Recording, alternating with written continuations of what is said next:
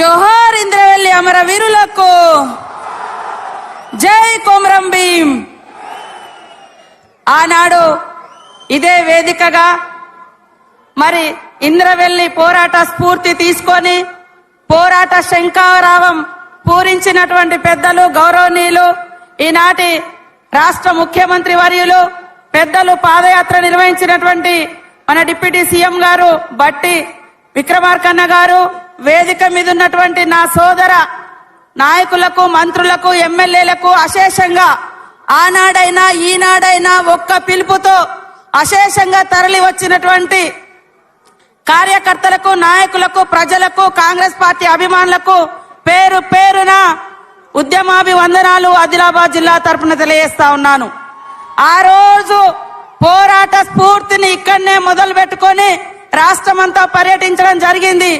మళ్ళీ అట్టడుగున మరి అభివృద్ధిలో అట్టడుగున ఉన్నటువంటి ఆదిలాబాద్ జిల్లాను అగ్రభాగాన అభివృద్ధి పదంలో ముందుకు తీసుకురావడం కోసం అభివృద్ధి శంఖారావం కూడా ఇదే గడ్డ మీద నుంచి ఇచ్చిన మాట తప్పకుండా మన సీఎం రేవంత్ రెడ్డి గారు ఈ యొక్క సభను నిర్వహించి మొదటి అభివృద్ధి కార్యక్రమాలు కూడా ప్రారంభించినందుకు వారికి ప్రత్యేక ధన్యవాదాలు, నమస్కారాలు తెలియజేస్తా ఉన్నాను. ఈరోజు అనేక సమస్యలు, మంచినీళ్లు లేవు, రోడ్లు లేవు, అంగన్వాడీ లేవు, కరెంటు లేదు, అనేక సమస్యలతో కునారిల్లుతున్నటువంటి ఈ జిల్లాకు మరి మేమున్నామనే ఒక భరోసానిస్తూ కోట్లాది రూపాయలతో ఈ రోజు అభివృద్ధి కార్యక్రమాలకు కూడా శంకుస్థాపన చేయడం జరిగింది. ఈ రోజు ఒక శుభదినం, రాష్ట్రానికే కాదు దేశానికే అన్నం పెట్టినటువంటి కాంగ్రెస్ ప్రభుత్వం ఉపాధి హామీ చట్టాన్ని అమల్లోకి తీసుకొచ్చిన రోజు.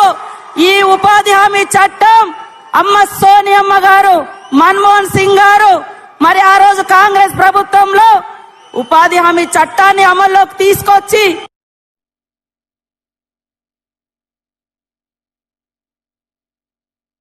లక్షలాది మంది పేదలకు, కోట్లాది మంది పేదలకు కూడు గూడు దొరికే విధంగా ఇవాళ ఊళ్ళల్లో సీసీ రోడ్లైనా, శ్మశాన వాటికలైనా, క్రీడా ప్రాంగణాలైనా, రైతు వేదికలైనా మరి పేదలకు రోజు సంవత్సరంలో 100 రోజుల పనైనా కల్పించడానికి చట్టం తెచ్చినటువంటి సృష్టికర్తలు తెలంగాణ తల్లి సోనియమ్మ. కాబట్టి కాంగ్రెస్ ప్రభుత్వం, కాంగ్రెస్ నాయకులు ఎప్పుడు కూడా పేదల పక్షాన, అట్టడుగు వర్గాల పక్షాన మరి అందుబాటులో ఉండి అభివృద్ధి పదంలో తీసుకొచ్చేటువంటి పార్టీ.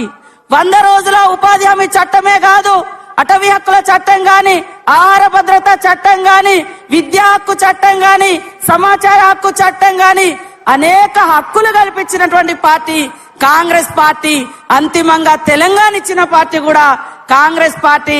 అందుకనే ఇక్కడున్నటువంటి నాయకులు, కార్యకర్తలు కాంగ్రెస్ పార్టీని, మన సీఎం రేవంత్ రెడ్డి గారి నాయకత్వంలో ఉన్నటువంటి కాంగ్రెస్ ప్రభుత్వాన్ని అందరూ దీవించాలని మనస్ఫూర్తిగా కోరుకుంటూ, ఒక్క రోజులో మరి నిన్న కాక మొన్న అనుకున్నాం, ఈ 2 రోజులలో మీరు అశేషంగా వచ్చి అభివృద్ధిలో అడుగేయడం కోసం, మరి ప్రభుత్వాన్ని దీవించడం కోసం మీరందరూ వచ్చినందుకు పేరు పేరున నమస్కారాలు, ధన్యవాదాలు. జై కాంగ్రెస్.